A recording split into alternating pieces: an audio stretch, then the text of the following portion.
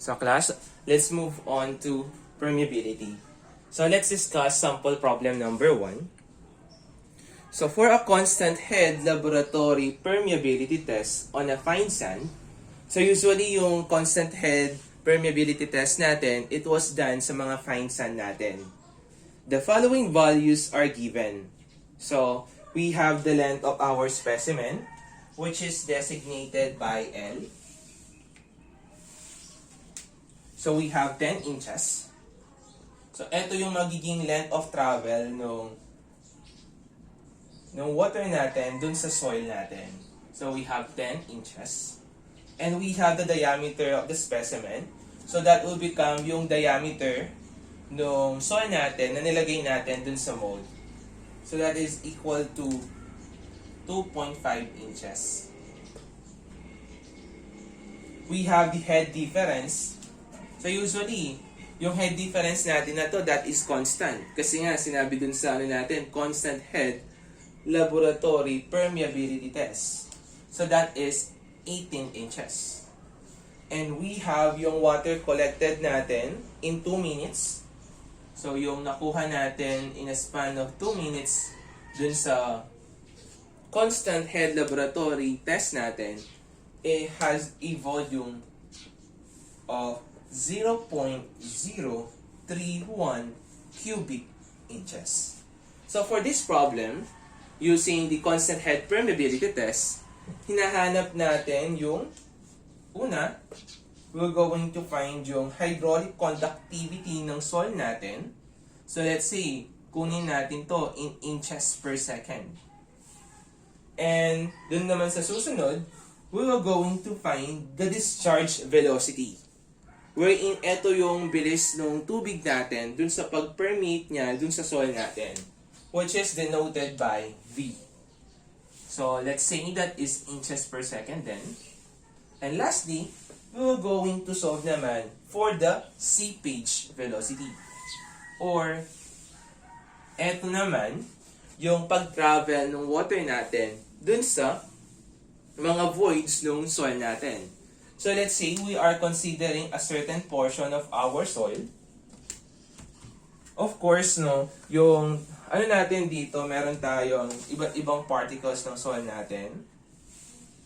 So depende kung anong klaseng soil yan. Kung gravel ba yan, sand, etc. So yung sinasabi natin sa seepage velocity, ito yung bilis ng tubig natin kapag pumapasok siya sa mga voids natin. Unlike sa discharge velocity, yung buong area yung nako-consider natin. So sa seepage velocity, meron tayong formula dyan in relation for the discharge velocity para ma-solve natin yung value niya. So let's solve first yung unang hinahanap natin dito sa problem, which is yung hydraulic conductivity or the hydraulic conductivity. So we have the formula using, so arrange lang natin, no? So para mabilis lang natandaan, we will going to have a mnemonics na LQ hat. Ayan. So we have a volume. We have a length muna na 10 inches.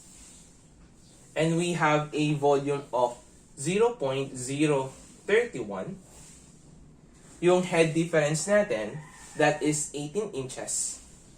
And the area of our mold, so lagay natin pi over 4. Tapos yung diameter niya, that is 2.5 squared. And of course, yung time natin na na-collect yung 0.031 cubic inches. So that is 2 minutes.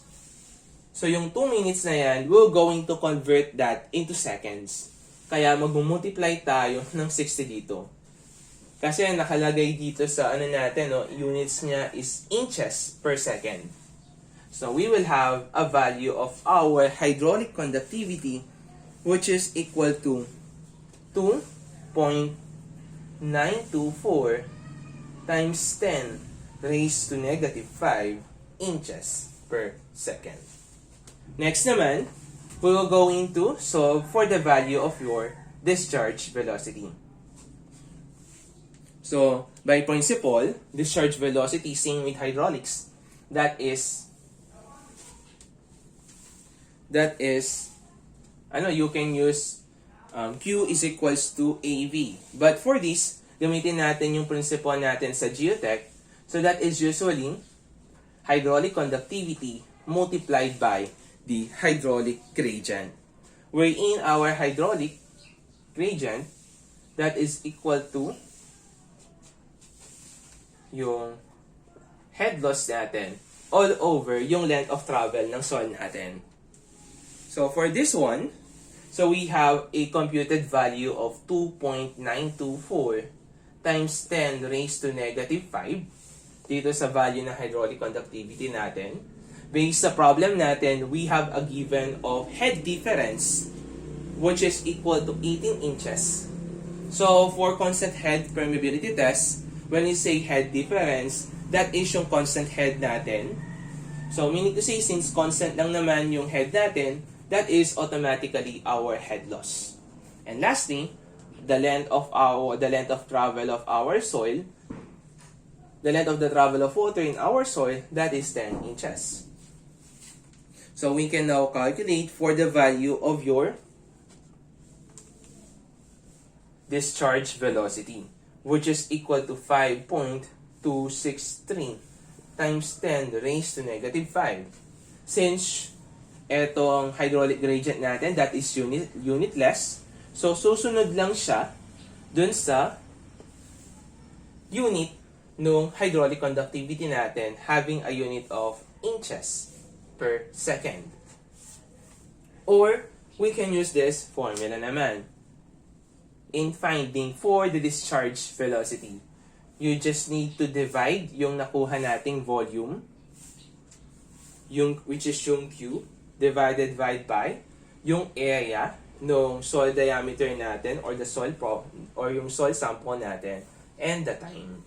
So using this formula, so we have 0.031 cubic inches all over, so yung pi over 4 multiplied by 2.5 squared, tapos yung time niya, which is equal to 2 times 60.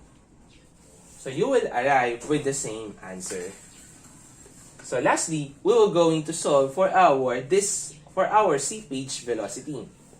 So by formula, yung relation ng discharge velocity natin through the seepage velocity, that is discharge all over the porosity. So, of course, yung porosity natin, that is yung one of the basic formulas natin. Wherein porosity, that is equal to E over 1 plus E. So, based dito sa problem natin, we have a void ratio of the soil specimen is 0.46. So, given na yung void ratio natin. So, given yung void ratio, we can now calculate for the value of your porosity. So, we have 0.46 na void ratio over 1 plus 0.46. Therefore, we have a value of N which is equal to 0.315. Then, we will just substitute yung nakuha nating mga values for discharge velocity and for the values of your porosity.